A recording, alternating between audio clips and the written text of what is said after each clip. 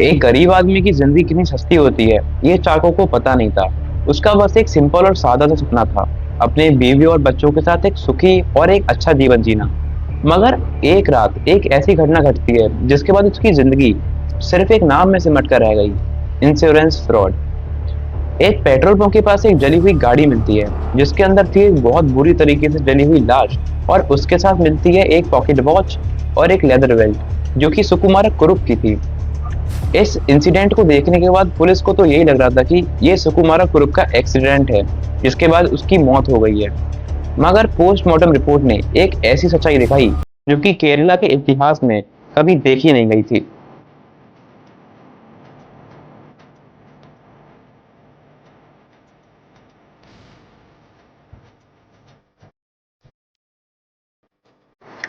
चाको एक normal salesman था जो कि शाम के 7 बजे बस स्टैंड पर अपनी बस का इंतजार कर रहा था। तभी उसके सामने आके रुकती है एक एम्बेसडर कार, जिसके अंदर से एक आदमी बोलता है, क्या मैं आपको ड्रॉप कर दूं, मैं भी अलापुजा ही जा रहा हूँ। पहले तो चाको गाड़ी में बैठने से बहुत हिचकिचा रहा था कि कोई रैंडम आदमी उसको लिफ्ट क्यों देना चाहता है। तभी वो सोचता है कि इतनी गर्मी में बस का इंतजार करना भी तो बहुत बड़ी मुसीबत है।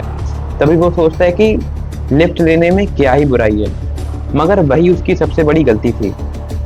एम्बेसडर कार के अंदर उसकी मौत का जाल बुना जा रहा था। गाड़ी के अंदर 3 लोग थे, सुकुमार कुरुप, भास्कर पिलाई और पुनप्पन। सबसे पहले तो इन लोगों ने चाको का ट्रस्ट जीता, उसको भरोसा दिलाया, उसको दिलासा दी कि तुम सेफ लोगों के साथ हो। और उसके बाद उन लोगों ने उसको सॉफ्ट ड्रिंक भी ऑफर करी जिसके अंदर नशीली दवा थी, जिसको पीने के बाद भास्कर तुरंत बेहोश होने लगा और गाड़ी धीरे धीरे हाईवे पे चलती जा रही थी। अब चाको सिर्फ एक मोहरा बन के रह गया था सुकुमारा कुरुप के सबसे बड़े इंश्योरेंस फ्रॉड का। अब वो सिर्फ एक शिकार था। रात के 11 बज गए थे और गाड़ी एक सुनसान जगह पर भी लगा दी गई थी और चाको को धीरे धीरे होश भी आ रहा था। पर तब तक बहुत देर हो चुकी थी, क्योंकि जैसे ही चाको को होश आया उसके गले में पड़ी हुई रस्सी टाइट होने लगी। धीरे धीरे उसकी सांसें ढलने लगी, उसके हाथ पैर कांपने लगे और कुछ ही मिनटों का स्ट्रगल और उसके बाद चाको सिर्फ एक याद बनकर रह गया था। सबसे पहले तो चाको को मारने के बाद उन लोगों ने उसके मुंह को खत्म करा, उसको मुंह को पूरी तरीके से बर्बाद कर दिया जिससे कि उसकी आइडेंटिटी रिवील ना हो पाए। और चाको की लाश का सिर्फ एक काम था, सुकुमारा कुरुप की मौत दिखाना।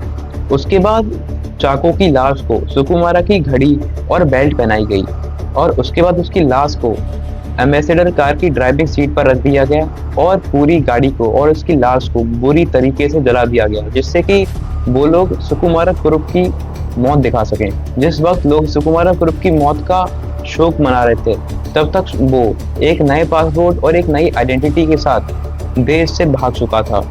अगले ही दिन पुलिस को जैसे खबर मिली, वो लोग तुरंत इन्वेस्टिगेशन करने क्राइम साइट पर पहुंचते हैं। वहां पर वो लोग उस गाड़ी को देखकर ये डिक्लेयर कर देते हैं कि ये एक सुसाइड केस है, या फिर जिस तरह से उसकी बॉडी जली हुई थी सबको यही लग रहा था कि वो एक सुसाइड केस होगा। लेकिन पोस्टमार्टम रिपोर्ट आने के बाद ये साबित हो गया कि वो एक वेल प्लान्ड मर्डर ही था। और पुलिस तभी समझ गई थी कि सुकुमारा कुरुप एक बहुत बड़ा मास्टरमाइंड है जिसने कि ये पूरा प्लॉट रचा जिससे कि वो इंश्योरेंस का पैसा ले सके। जल्द से जल्द पुलिस ने पोनप्पन और भास्कर पिलाई को अरेस्ट किया। तब तक कुरुप भाग चुका था।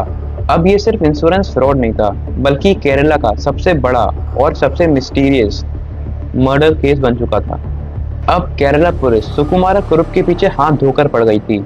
उन लोगों ने उसके घर पे रेड मारी, पर सुकुमारा कुरुप घर पर नहीं था क्योंकि वो एक नई फेक आइडेंटिटी लेकर मुंबई में आराम से घूम रहा था। पुलिस ने हर possible border, railway station, airport check किए और सुकुमार कुरुप की एंट्री ब्लॉक करवाई।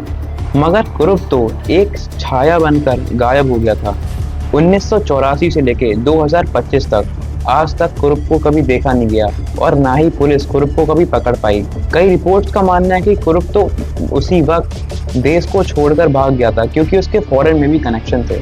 क्या कुरुप सच में अब तक मर चुका होगा, या फिर वो अपने ऊपर बनी हुई ऐसी वीडियो और मूवीज को देखकर अपने किए गए घिनौने काम को बहुत प्राउडली देखता होगा कि भाई मैंने क्या ही कर दिया कि लोग आज तक मुझे पकड़ ही नहीं पाए। आज तक कोई नहीं जानता कि सुकुमारा कुरुप देश के इस दुनिया के कौन से कोने में है, क्या वो जिंदा भी है या मर चुका है। पर सुकुमारा कुरुप के बाकी के पार्टनर्स को तो पुलिस ने पहले ही पकड़ लिया था। अब सुकुमारा कुरुप केरला के मोस्ट वांटेड क्रिमिनल लिस्ट में भी लिस्टेड है और सुकुमारा कुरुप के ऊपर एक मूवी भी बन चुकी है। पर सवाल ये है कि सुकुमारा कुरुप आज तक पकड़ा क्यों नहीं गया? क्या वो इतना शातिर था कि उसने आज तक एक भी एविडेंस नहीं छोड़ा, या फिर पुलिस भी सुकुमारा कुरुप के साथ मिली हुई थी?